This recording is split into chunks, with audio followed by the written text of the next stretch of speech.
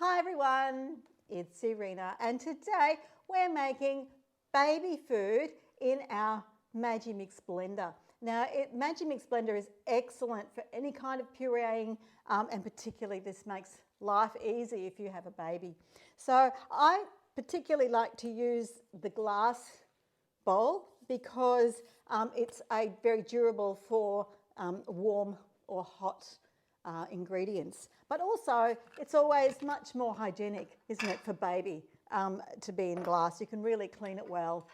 It's terrific. So I've got some pumpkin and carrots here, but you know, you can use anything. So when you're cooking your dinner, just make sure that you have that bit of extra for the baby, and you can do this anytime, or you can do batches. So here we have some pumpkin and carrot.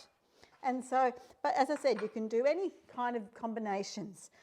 So I'm going to pop that on. And you'll notice how quiet the blender is. So when you've got the baby sleeping in another room, you could do this quite easily. So I'm just popping it on here now, and I'm just turning it on to pulse because I can just watch it. Or you can turn it on and just turn it up.